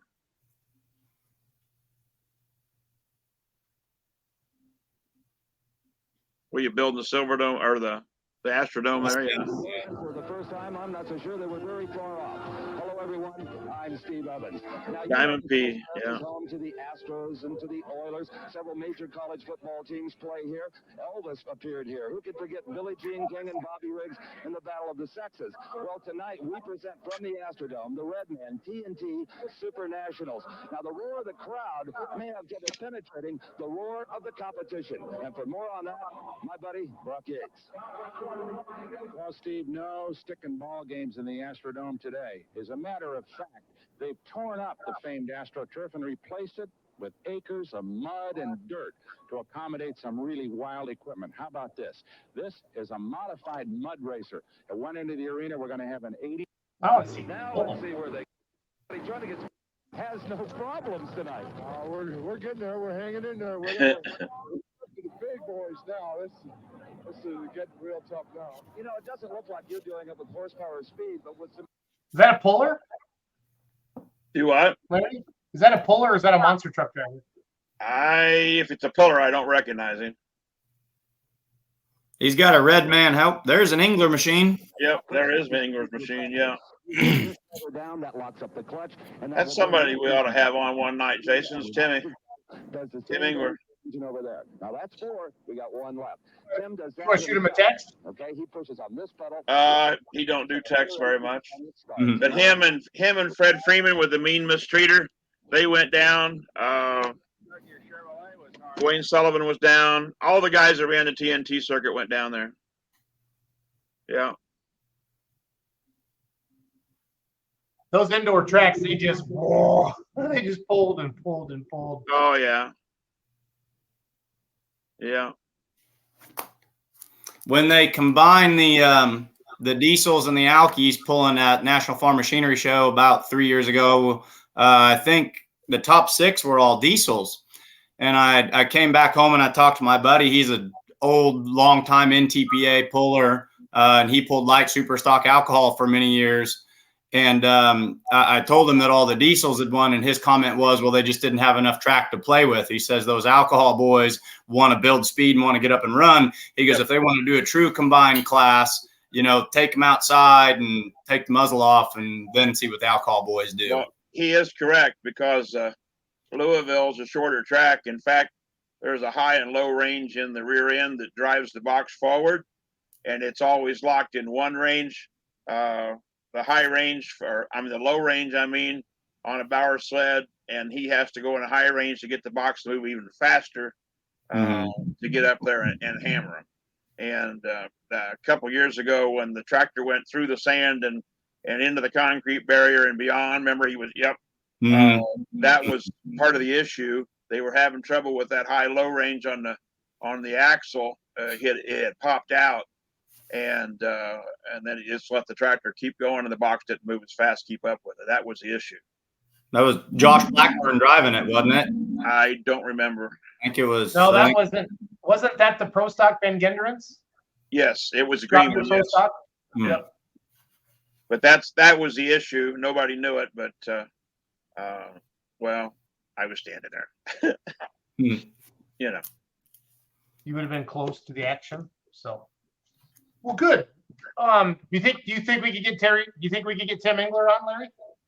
I don't know. I can ask him, but I'll never get a hold of him now or not. I mean, I've got a couple. Oh no, it's time to. I'm Yeah. just being like for future shows. In Doug, the future. Doug Borth is working on set up future interviews and different things like that. Obviously, we got some polls we're still promoting, but it's fun to get in the off season and really get into the pullers and the stories and the lives and the behind the scenes a little bit more, Larry and Mike. This time of year, I like doing that. If you're looking for, oh, sorry, Jason. No, go ahead, Mike. If you're looking for old school pullers, the gentleman I was referring to, and Larry, you might know him, PC Long. Oh yeah. PC Long lives 2 miles from me. Oh wow. And I bet we could twist his arm. He won Toma 1985 light super stock class, or 5,500 supers back then with his 460. And then he announced in Macon, Missouri for years and years and years at the Show Me Showdown. And he can tell stories. He travels with the Dominator pulling team quite a bit. And I know he's pretty good friends with Terry Blackburn too. So he's always got a lot of fun stuff to tell. Like Mike Novinger, the Dominator, LPC. Yeah. Mike Novinger and PC are good buddies. Yeah, Mike lives probably 20 miles from us, maybe a little farther, but he's in our neck of the woods too. Yeah, seriously, like if you watch our show on Monday nights, and many of you do, and we thank you, and a lot of you listen to it throughout the week on iTunes and Spotify. If you want someone interviewed, message the Beer Money Pulling Team Facebook page, and Mackenzie and Chandler will get that message to Doug and let him know, who to try to line it up. We do this for you to promote the sport, to get stuff out there and tell stories. So it's all good. But Dave Schultz will be on next Monday night. He's going to talk about the changes they made in the campground. Our very own William Lumberg, aka Mr. Pulltown himself. He says next week when Dave comes on and starts answering questions, I would bet you have the most watchers to the show ever recorded. Bowling Green campers are super passionate about fun in the campground. Yes, they are. Well, Chris Kahlberger says Kilberger. Love to hear from Tim Engler. That'd be great. I met Chris at the Inderly, Larry. So he came up and talked to me. Yeah, Chris lives.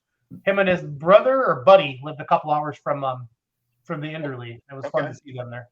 I'll be happy to call Tim and ask him. I know he's not big on social media, but his daughter does their page and stuff for Ingram Machine, and he understands the value of it. But Tim, like I say, we grew up pulled against each other. He was, I was probably 18. He was probably 19 or 20 when we met and pulled against each other, and all the Hoosier State stuff and across Indiana and Midwest. I'm pretty good friends with Tim, I know. So I can ask him. Yeah, he definitely doesn't need to grow his business because the wait on a component chassis is 2 years. Yes, I know. Yes, I know. That's funny. Yeah. So. But he's a fine man, a great engineer, an innovator. And for sure. I mean, you put him and Ralph Banner in a box and it'd be hard to figure out who's going to. Of course, they all, Ralph always said Tim was building swing sets with tubing, and Ralph and Tim would say, "Well, you still running a Dan Gold wedge." But no, Tim's a good man and very, very smart. He could probably answer some questions, and if he will, I know he's got stories because I was there for part of it. That would be a super, super fun night. So yeah, just find a Monday night, Larry, that he wants to come on. Okay. And that would be great. So I'm gonna whip up some outlaw pulling TV here from the past to kind of close out the show. Jason, what about your picks, Jason? I didn't put them together. Full transparency. I didn't have time. I had a very, very crazy busy day. So I would I'm gonna go Rat number 1. I don't know if I'm gonna go Tinker Toy number 2. I think the most dominant tractor this year was the Rat by far. Mm-hmm. Yeah. Consistently in the top 1 or 2 or 3 was the Rat. I always like to go out there and the state level stuff. It's nice to see the Jeremy Smith plug. Right. I know ITPA. I know Schnittiker's run hard. I saw some of that. What other Badger State? Wildman's won Pro Stock points this year with Badger State. It'd be fun to see how they would do stacked up again. But Mike, I like how you broke yours down and you went after the big pulls. It was neat to see Colin chime in and say, I got one Grand National win at Sandwich. Do you feel like when you looked at all those big pulls that you mentioned, Mike, that all the heavy hitters were there, the big names that we threw up on the screen tonight in the Pro Stock class? Yeah, and I appreciate what Colin brought up too, and I've been accused of being a pulling snob, and sometimes I kind of sniff out the term super national. That sticks to me so hard. So there's some phenomenal Grand National pulls. Rockwell, Iowa, Salem, or Sandwich, Illinois. And so I kind of glossed over some of those and didn't give them as much credence as I should. No, Michael, And there's no wrong answer. This Right. is your pick. right. And that's what makes But- that's what but makes if social you- media fun. If you looked at the big pulls, that's why I like Chapel Hill. Chapel Hill's, it's, I don't want to call it invitation, but it's really, really close to being invitation only. Well, It's pre-qualifying. Hold on. It's booked as an invitation. Larry, do it. Yeah. No, what is Chapel Hill? Chapel Hill is an invitational. It's Supernatural. basically top 10 in points, right? Top 10 in points is a guaranteed invite. Top 15, they may draw somebody else in, and then they allow a couple promoter choices if they got somebody down there that maybe didn't run Grand National Circuit, but they're a friend of a friend of a friend, and they want to let them run. But no, Chapel Hill is an invitational. You can't just say, "Oh, I'm going to Chapel Hill." No. Well, unless you're in that top 10 Grand National, you're not assured of being allowed to come.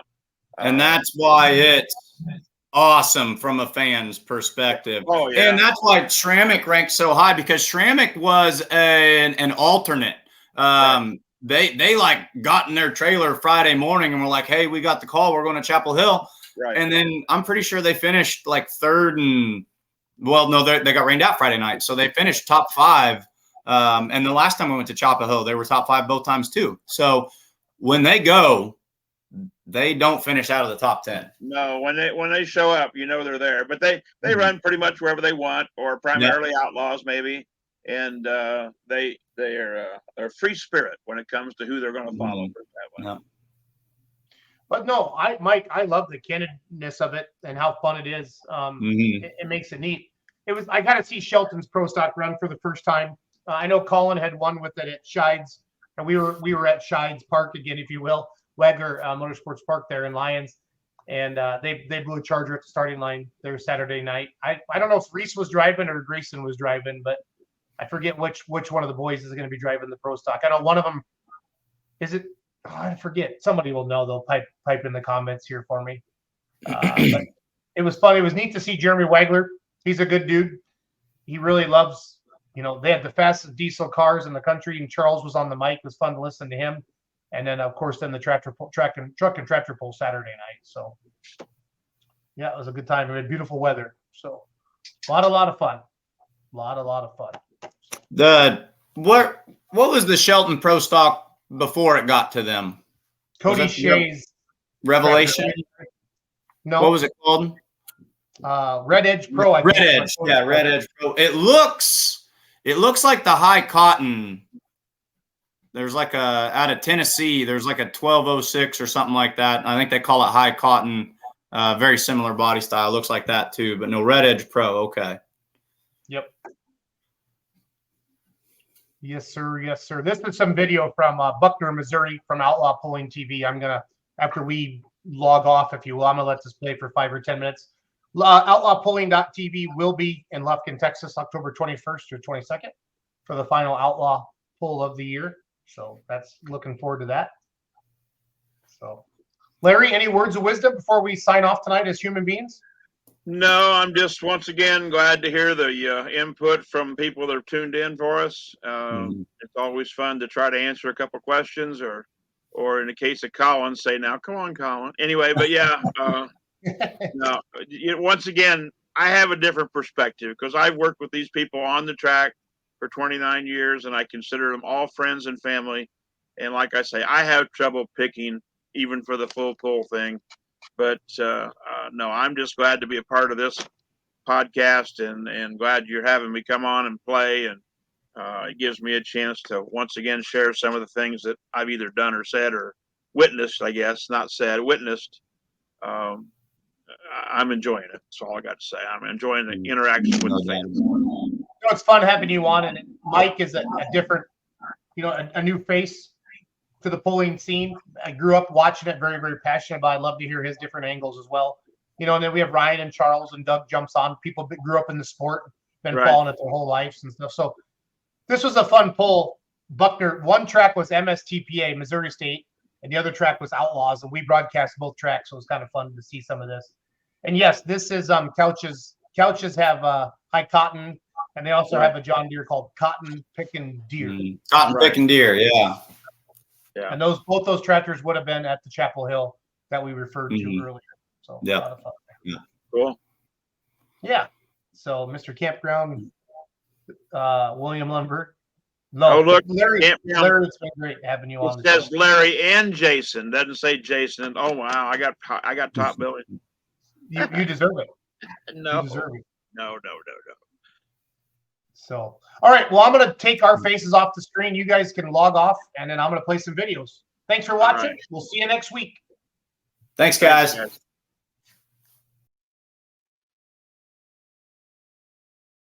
It was testing the horn out, and I think Bo, what he was doing was testing the whole track. Funny how we couldn't hear that horn until he shut the tractor off, huh?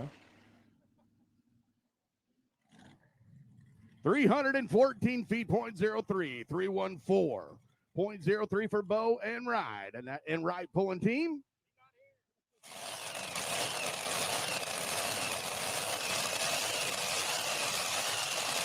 Current points leader in the class here. Donald Nelson comes out of Cat Spring, Texas, has a 2-point lead over last year's points champ.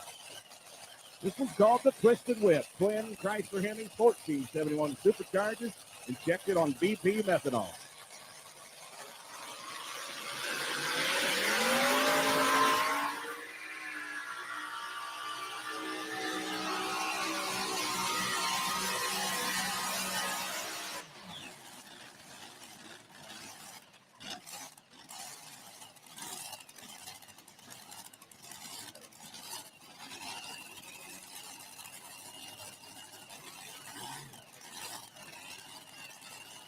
$278.66 feet, 278.66.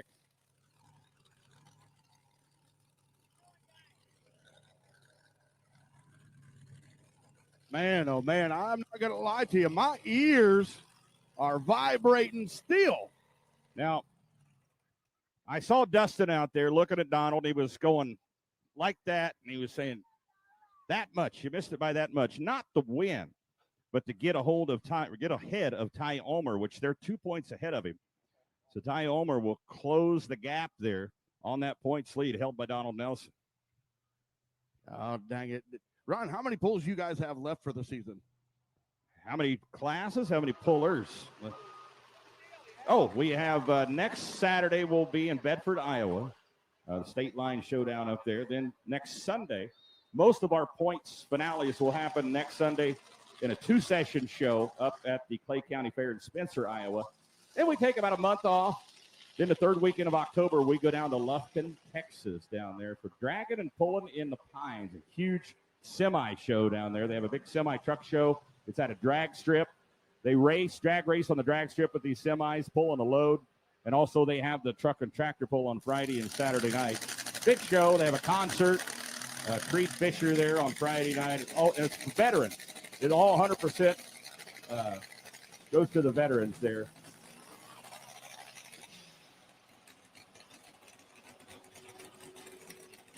All right, backing up over there is our current points leader. This beautiful orange farmhouse. This is Craig Ogle out of Princeton, Kansas. You can check out all of our. There we go. Now it's working. You can check out all this on www.mstpapulling.com. See where we're at, where we've been, where we're going. Who's hot, who's not. This is your current points leader.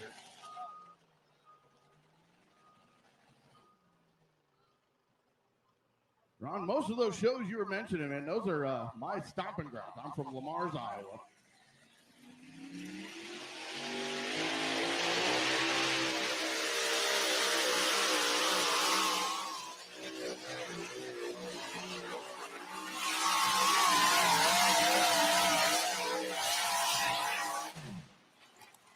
Absolutely, and that's why he's our current points leader.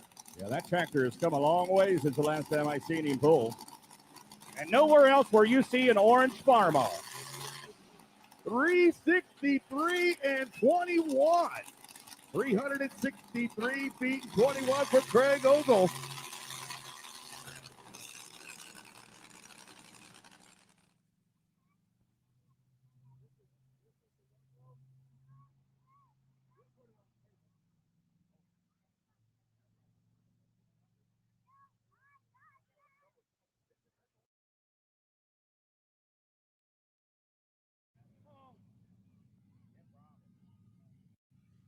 All right, I was corrected on the engines on this tractor. Craig Ulmer reminded me these are MBR Hemis, Minor Brothers Racing Hemis. Minor Brother Racing Hemis are not Chrysler based as far as the bottom end. They're basically a redesigned Aries. The Aries engines that were real popular in the 90s in pulling and drag racing had Chevrolet architecture in the bottom end with hemispherical heads. Minor Brothers bought that engine design and utilized it. Improved it some, but it's basically big block Chevrolet architecture in the bottom end with hemispherical heads on it. They make close to 3,000 horsepower. How was that, Craig? Was that good? Was that good? Wayne Longnecker comes out of Cambridge, Iowa. Legendary puller, former points champ. Got to beat 300.6 to win it. Here comes the River Rat.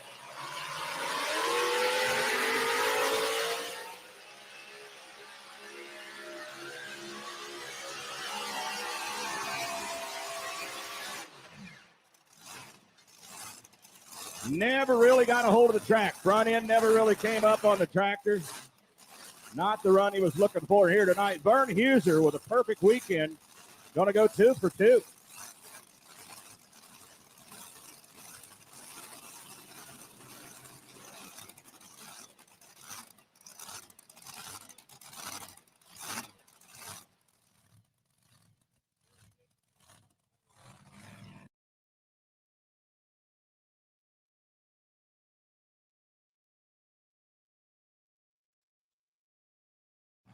.257.82. We'll give you the final results here in just a moment. Backing up over MSTPA side, it is the old man of the group. Folks, this man is over 70 years old. Ben Lapardis out of Omaha, Missouri, in Good Vibrations.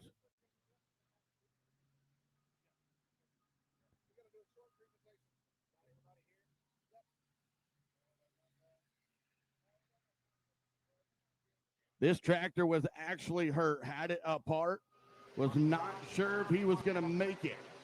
Got it back together, and here he is, number 2 in points.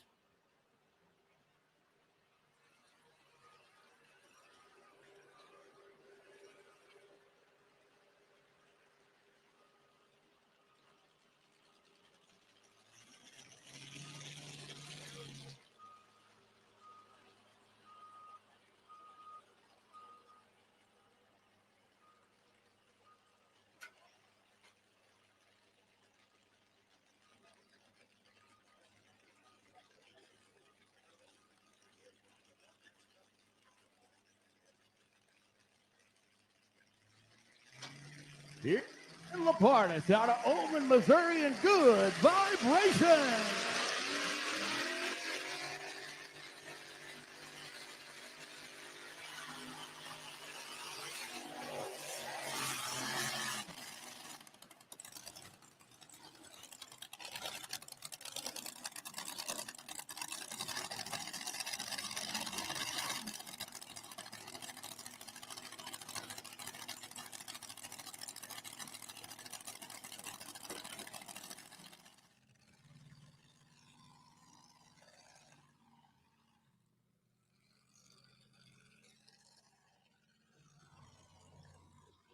$291 and $91. $291 and $91 for Ben and Good Vibrations.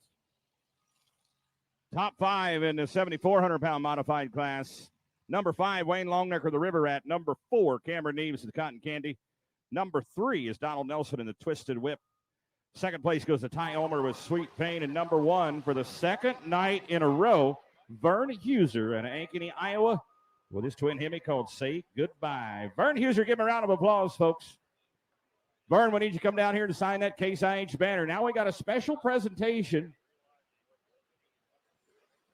We got the special presentation here. We have a group within the Outlaws. We call them the Young Guns. Titan Tire, Titan International sponsors our Young Guns. Our Young Guns are competitors within the Outlaws from 16 to 25 years old. We have over 30 Young Guns pulling with the Outlaws, and they are tough competitors.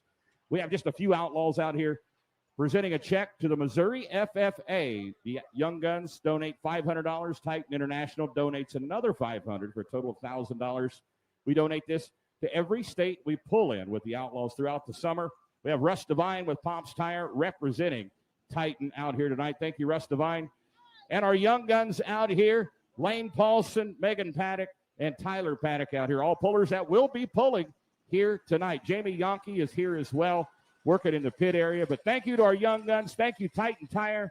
And folks, give a round of applause to our Young Guns and the folks from Titan Tire. Much appreciated.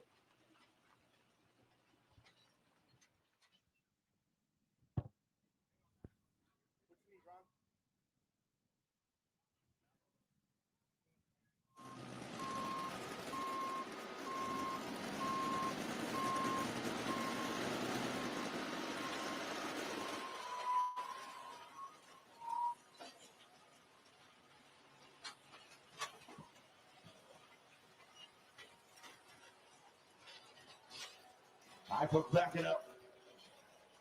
Far side, we now have Danny Metcalf. Danny's out of Jasper, Missouri.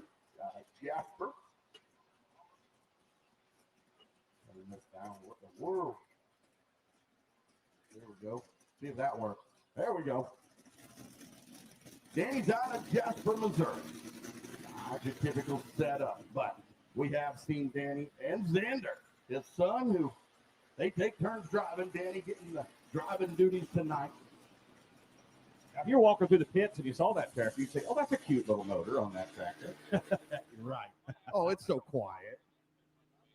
Just a little six-cylinder with a turbo on it. With a turbo, right?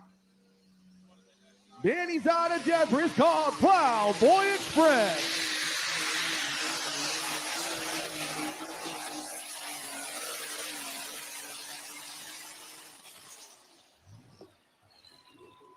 Yep. Hey, how about that, Ron? That's just a cute little motor.